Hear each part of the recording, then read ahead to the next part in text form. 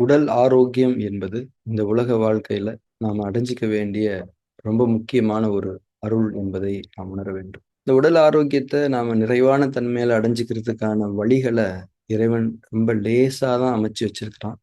நாம தான் நம்முடைய அறிவை கொண்டும் அறியாமைகளை கொண்டும் அதை சிக்கலாக்கி கொண்டிருக்கின்றோம்.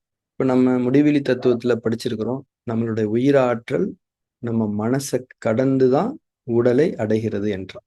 மனசு நல்ல குணங்களோட நல்ல நோக்கங்களோட இருக்கும்போது உயிராற்றல் உடல்ல நிறைவான தன்மையில பாயும், பரவும். இதுதான் ஆரோக்கியத்தினுடைய அடிப்படை. உடல் ஆரோக்கியத்தினுடைய அடிப்படை என்பது என்ன? உடலுக்குள் உயிராற்றல் நிறைவாக சுற்று பெற்று பரவ வேண்டும். அவ்வளவுதான். அதுல மனசு ரொம்ப முக்கியமான ஒரு ரோல் பிளே பண்ணுது அப்படிங்கிறது எப்பயுமே நம்ம மனசுல வச்சுக்கிறோம். ஏன்னா மனசை கடந்துதான் உயிராற்றல் உடலை அடைகிறது. நம்ம உடம்பு அடையக்கூடிய அந்த உயிராற்றல் உடம்ப ஆரோக்கியமா வச்சுக்கிறதுக்கு முதன்மையா செய்யக்கூடிய செயல் என்ன அப்படின்னா, உடலுக்குள்ள ஈரப்பதத்தை கட்டமைக்கிறது. ஈரப்பத கட்டமைப்பு என்ற வார்த்தை இந்த இடத்துல நாம மனசுல வச்சுக்கலாம். உயிராற்றல் உடலில் ஈரப்பதத்தை கட்டமைக்கிறது என்பதை நாம் புரிந்து கொள்ளும். அந்த ஈரப்பதத்தை நாம எப்படியெல்லாம் பாதுகாத்துக்கணும் அப்படிங்கிறது தான் இங்க நமக்கு முக்கியமான ஒரு கேள்வி. ஈரப்பதத்தை கட்டமைக்கிறது, அதை பராமரிக்கிறது, இந்த ரெண்டு விஷயங்கள் இருக்கு. இந்த ஈரப்பத கட்டமைப்பு எதை கொண்டு செய்யப்படுகிறது என்பதை அடிப்படையில் நாம் புரிந்து கொள்வோம். முதல்ல நாம உணவு, நீர், காற்று, பிரபஞ்ச உயிர்க்கூறுகள் வெளி சூழல்ல இருந்து நமக்குள்ள வருதுன்னு நம்ம படிச்சோம். இதெல்லாம் சேர்ந்துதான் ஈரப்பத கட்டமைப்பு என்பது அமைகிறது.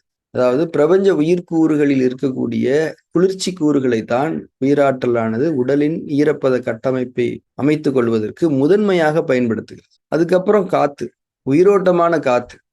இப்ப ஏசி ரூம்ல எல்லாம் நம்ம இருக்கோம் இல்லையா, இந்த காத்தை வச்சு உயிராற்றல் உடலுக்கான ஈரப்பதத்தை உருவாக்க முடியாது. அதனாலதான் ஏசியெல்லாம் இருந்தீங்கன்னா உடம்பு ட்ரை ஆயிடுது, தொண்டையெல்லாம் காஞ்சி போயிடுது. அடுத்து தண்ணி, முறையாக அந்த தண்ணீரானது அருந்தப்பட வேண்டும். அது ஈரப்பத கட்டமைப்புக்கு உதவக்கூடிய மிக முக்கியமான ஒரு அம்சம். அதுக்கப்புறம் தான் உணவு. இந்த உணவுல என்னெல்லாம் வரும் அப்படின்னா, பழங்கள், இளநீ குடிக்கிறது, மோர் குடிக்கிறது, சூப் குடிக்கிறது, காய்கறிகள் சாப்பிட்றது, முக்கியமா நீர் காய்கறிகள் சாப்பிட்றது, கொழுப்பு சாரம் உள்ள உணவுகளை சாப்பிடுவது, இதெல்லாமே உணவின் மூலம் உள்ளே ஈரப்பத கட்டமைப்பை அமைப்பதற்கு உதவக்கூடிய அம்சம். ஸோ உயிராற்றல் இத்தனை விஷயங்களை எடுத்துதான் ஈரப்பதத்தை கட்டமைக்கிறது. ஹைட்ரேஷன் ஃபிட்னஸ்னு இயற்கை மருத்துவங்கள்ல சொல்லுவாங்க. பொதுவாக ஹைட்ரேஷன்னா நம்ம என்ன நினைச்சுக்கிட்டு இருக்கோம்னா, தண்ணி குடிச்சா போதும்னு மட்டும் நினைச்சுக்கிட்டு இருக்கோம். அப்படி இல்லை. அப்ப அந்த ஈரப்பத சக்தியினுடைய வலிமை, அந்த ஈரப்பத கட்டமைப்பு எந்த அளவுக்கு ஸ்ட்ராங்கா இருக்கோ அந்த அளவுக்கு தான் நம்ம டைஜஷன் ஸ்ட்ராங்கா இருக்கும், நம்ம ரெஸ்பிரேஷன் சுவாசம் ஸ்ட்ராங்கா இருக்கும், நம்ம உடம்புல நடக்கக்கூடிய கழிவு நீக்கங்கள் நல்லா நடக்கும். இப்போ இயற்கை மருத்துவங்கள்ல கழிவு நீக்கத்தை தானே முதன்மைப்படுத்துறோம். இந்த கழிவு நீக்கம் நல்லா நடக்கணும்னா ஈரப்பத கட்டமைப்பு உறுதியாக இருக்க வேண்டும். இல்லைன்னா கழிவு நீக்கம் எஃபெக்டிவா நடக்காது. அதே போல ஹார்மோன்களுடைய உருவாக்கத்துக்கும் சமநிலைக்கும் இந்த ஹைட்ரேஷன் ஃபிட்னஸ் அப்படிங்கிறது ரொம்ப முக்கியம். நமக்கு நல்ல தரமான தூக்கம் வர்றதுக்கு ஹைட்ரேஷன் ஃபிட்னஸ் ரொம்ப முக்கியம். அதே போல நம்ம உடம்புல நடக்கக்கூடிய நெருப்பு சக்தியினுடைய இயக்கங்கள் அதனுடைய எல்லைகளை மீறாமல் இருப்பதற்கு நம்முடைய அந்த ஈரப்பத கட்டமைப்பு வலிமையாக இருக்க வேண்டியது முக்கியம் என்பதை நாம் புரிந்து கொள்ள வேண்டும். ஸோ இங்கே நாம முக்கியமா பேச வேண்டிய விஷயம் என்ன அப்படின்னா, இந்த ஈரப்பத கட்டமைப்பில் இருக்கக்கூடிய ரெண்டு விஷயங்கள். முதல்ல ஈரப்பதத்தை உருவாக்கணும், அடுத்து அந்த ஈரப்பதத்தை பாதுகாத்து வச்சுக்கணும். நீங்க நல்ல ஈரப்பதத்தை உருவாக்கிட்டீங்க, ஆனா அதை பாதுகாக்காம விட்டுட்டீங்கன்னா உருவாக்கி வேஸ்ட் ஆயிடும் இல்லையா? அதனால ஈரப்பத பாதுகாப்பு என்பது ரொம்ப முக்கியமானது. இந்த ஈரப்பத பாதுகாப்புன்னு வரும்போது நாம முதன்மையா செய்ய வேண்டியது என்னன்னா, வெப்ப சக்தியினுடைய எழுச்சியை கட்டுப்பாட்டில் வைத்துக் கொள்ள வேண்டும். உடல் அளவிலும் சரி, மனதளவிலும் சரி. ஏன்னா வெப்பம் ஏறும்போது நீர் குறையும் தானே. அதனால ஈரப்பத பாதுகாப்பு செயல்முறையில் வெப்ப எழுச்சியை மிக கவனமாக கட்டுப்பாட்டில் வைத்துக் கொள்ள வேண்டியது ரொம்ப முக்கியமானது. உடல் அளவுல நாம ஒரு 4 விஷயங்களை மருத்துவ ரீதியாக வலியுறுத்துகின்றோம். நிறைய விஷயங்கள் இருந்தாலும் இந்த 4 விஷயங்களை நாம ரொம்ப ஸ்ட்ரிக்டா இன்சிஸ்ட் பண்றோம். ஒண்ணு, நல்லா தூங்குங்க. சீக்கிரமே தூங்குறதுக்கு நீங்க போயிடுங்க. நீங்க தூங்கலை அப்படின்னா பாடி எக்ஸசிவா ஒர்க் பண்ண ஆரம்பிச்சிடும். ஒவ்வொரு உறுப்பும் அதற்கு கொடுக்கப்பட்ட உயிர் சக்திகளை மீறி வேலை செய்கிறது என்றாலே உடல் உஷ்ணம் அடைந்துவிடும். அதனால தூக்கம் அப்படிங்கிறது ரீசெட்டிங் டைம் அது. ஏன்னா நாள் முழுக்க நம்ம எக்ஸாக்டா பார்த்து பண்ணிட்டு இருக்க முடியாது இல்லையா? ஏற்ற இறக்கங்கள் இருக்கும். தூக்கத்துல எல்லாமே சமநிலைப்படுத்தும். அதே போல நம்ம டே டைம்ல ஒர்க் பண்ணும்போது உடலை வருத்தி கொள்ளாத தன்மைகளில் நம்முடைய செயல்பாடுகளை அமைத்துக் கொள்ள வேண்டும். அது நம்ம ஏற்கனவே படிச்சிருக்கிறோம். உடம்புக்கும் மனசுக்கும் சங்கடமில்லாத செயல்களை செய்யுங்கன்னு சொல்றோம். அதனால உங்க உடம்புடைய வலிமை எல்லை எதுவோ அது வரைக்கும் நீங்க ஒர்க் பண்ணுங்க. அதை ரீச் பண்ணிட்டீங்கன்னா நிப்பாட்டிருங்க. சோர்வு வருமா இல்லையா? அப்ப நிப்பாட்டிருங்க. ஓய்வு எடுத்துக்கங்க. அதுக்கப்புறம் ரொம்ப ரொம்ப முக்கியமானது நம்முடைய கண்களின் மற்றும் காதுகளின் பயன்பாடு.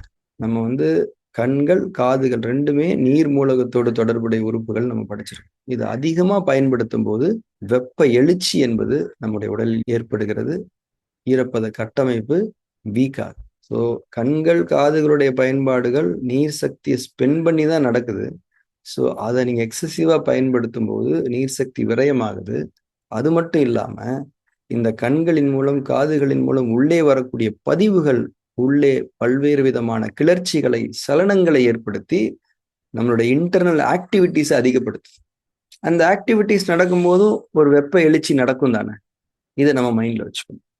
ஸோ உடல் அளவுல இதெல்லாம் நம்ம அடிப்படையா செய்யணும்.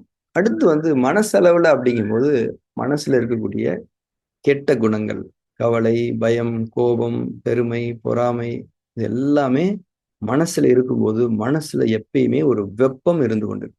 அந்த வெப்பத்தின் அடிப்படையில் மனம் எதை செய்தாலும், எதை சிந்தித்தாலும் வெப்பம் பரவும். ஸோ கெட்ட குணங்கள் வெப்ப சக்திகள் என்பதை நாம் புரிந்து கொள்ள வேண்டும். நம்முடைய ஈரப்பத கட்டமைப்பை சிதைக்கக்கூடிய மிக முக்கியமான த்ரெட் எது அப்படின்னா மனசுல இருக்கக்கூடிய கெட்ட குணம். அதுக்கப்புறம் இன்னொரு முக்கியமான விஷயம், இதுவும் ஒரு கெட்ட குணம் தான். இருந்தாலும் இதை நம்ம வந்து ஒரு ஸ்பெஷலைஸ் பண்ணி சொல்றோம். அதாவது எல்லாத்துக்குமே ரெஸ்பான்ஸ் பண்ணிக்கிட்டே இருக்கக்கூடிய தன்மை. ஒரு விஷயத்த படிக்கிறோம், கேட்கிறோம், இதுக்கு உடனே ரெஸ்பான்ஸ் பண்றது. ரொம்ப ஹெவி ரெஸ்பான்ஸ் பண்ணி அது சார்ந்தே நம்முடைய எண்ணங்களை ஓட விட்டு கொண்டிருப்பதும் நம்ம மனசுல வெப்பத்தை ஏற்படுத்தக்கூடிய செயல் என்பதை நாம் புரிந்து கொள்ள வேண்டும். ஸோ இந்த 2 விஷயங்கள் மனதின் இயக்கங்களில் முறையற்ற தன்மைகளை ஏற்படுத்தி வெப்ப எழுச்சியை நமக்குள் நிகழ்த்தி நம்முடைய ஈரப்பத கட்டமைப்பை சிதைக்கக்கூடியதாக இருக்கின்றன என்பதை நாம் புரிந்து கொள்ள வேண்டும். இப்போ ஈரப்பத கட்டமைப்பு தான் உடல் ஆரோக்கியத்தினுடைய அடிப்படைன்னு பார்த்தோம். இப்ப இந்த உடல் அளவுல செய்யக்கூடிய விஷயங்கள் வெப்பத்தை எழுச்சி பெற செய்வதோடு ஒப்பிடுகையில் மனதின் கெட்ட இயக்கங்கள், கெட்ட குணங்கள் எல்லாத்துக்குமே ரெஸ்பான்ஸ் பண்ணக்கூடிய தன்மைகள் வந்து வெப்ப எழுச்சியை பல மடங்கு அதிகப்படுத்துகின்றன என்பதை நாம் புரிந்து கொள்ள வேண்டும். அதனால இந்த இடத்துல மனதினுடைய இயக்கங்களை முறைப்படுத்த உதவக்கூடிய தியானம் என்பதும் இதர ஆன்மீக செயல்முறைகள் என்பதும் மிக முக்கியமானதாக இருக்கு. மனதால் வெப்பம் எழுச்சி அடைவது உறுதியாக கட்டுப்படுத்தப்பட வேண்டும். இது ஒரு அவசியமான தேவையாக இருக்கிறது. இந்த தேவையை நிறைவேற்றுவதற்கு தியானம் என்பது மிகவும் சக்தி மிக கருவியாக இருக்கிறது என்ற யதார்த்த உண்மையை நாம் புரிந்து கொள்ள வேண்டும். நீங்க ஒரு 20 மினிட்ஸ் 15 மினிட்ஸ் நீங்க மெடிடேஷன்ல உட்காரும் போது என்ன நடக்குது? உங்க மனசுல இருக்கக்கூடிய வெப்பம் தணிகிறது. மனசுல குளிர்ச்சி நிறைய தொடங்குகிறது. இது வந்து உடலின் ஈரப்பத கட்டமைப்புக்கு மிகப்பெரிய அரண் என்பதை நாம் உணர்ந்து கொள்ள வேண்டும். எந்த ஒரு ஃபிட்னஸையும் விட இந்த ஹைட்ரேஷன் ஃபிட்னஸ் நமக்கு இருக்கணும். நீங்க ஜிம்முக்கு போய் ஃபிட்டா இருக்கிறது, ரன்னிங் பண்ணி ஃபிட்டா இருக்கிறது, இப்போ நிறைய பேர் ஃபிட்னஸ் ஒர்க் அவுட்ஸ்லாம் பண்றாங்க. இதெல்லாம் உங்களுக்கு ஃபிட்னஸ் தராது. ஹைட்ரேஷன் ஃபிட்னஸ் அப்படிங்கிறது தான் எல்லா விதமான ஃபிட்னஸ்க்கும் அடிப்படை. ஹைட்ரேஷன் ஃபிட்னஸ் ஸ்பிரிச்சுவல் ஃபிட்னஸ்க்கு உங்களுக்கு ஹெல்ப் பண்ணும். ஸ்பிரிச்சுவல் ஃபிட்னஸ் உங்க ஹைட்ரேஷன் ஃபிட்னஸை ரீட்டைன் பண்றதுக்கு ஹெல்ப் பண்ணும்.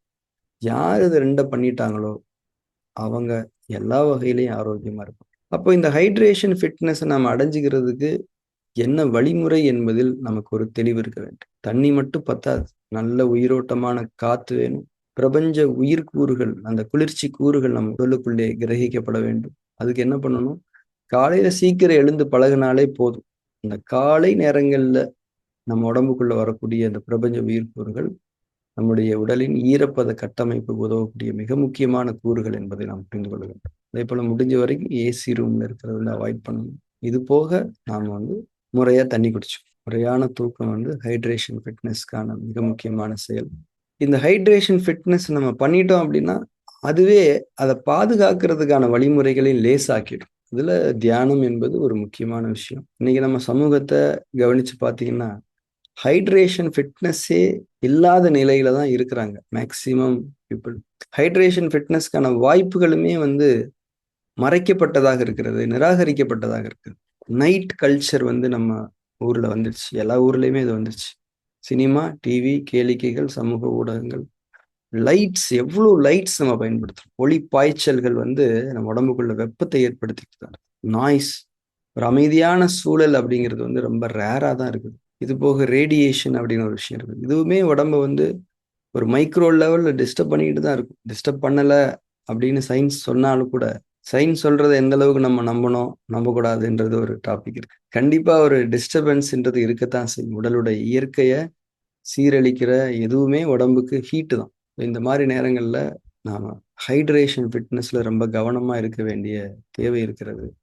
ஏன்னா, அது எதுக்கு தேவை இருக்கோ இல்லையோ, ஸ்பிரிச்சுவல் ஃபிட்னஸ்க்கு அது ரொம்ப தேவையா இருக்கு. ஏன்னா, அப்பதான் நீங்க வந்து சிந்திக்க முடியும். நெறைய ஆன்மீக பயிற்சிகள நீங்க செய்றதுக்கே அந்த ஹைட்ரேஷன், ஃபிட்னஸ் வேணும். நீங்க ப்ராப்பர் ஹைட்ரேஷன், ஃபிட்னஸ் இல்லாம யோகா பண்ணா கூட, அது உங்களுக்கு சரியான பலன்களை தராது. இன்னைக்கு நம்மள்ல நெறைய பேர் மருத்துவ துறையில இருக்கிறதுனால சொல்றேன். இன்னைக்கு உடைய மருத்துவமனைகள் எல்லாமே எப்படி இருக்குதுன்னா, ஒரு ஹைலி ஒரு டெக் பார்க் மாரி இருக்குது. எங்க பார்த்தாலும் ஏசியா தான் இருக்கு. மருத்துவமனைகள் எப்படி இருக்கணும்னா, இயற்கையான சூழல்ல இருக்கணும். ஏன்னா, அவங்க அதுல தானே குறைவுபட்டு இருக்கிறார்கள். அவர்கள் அதுதானே தேவை. ஏசி ரூம்லயே அவங்கள வைக்கக்கூடாது.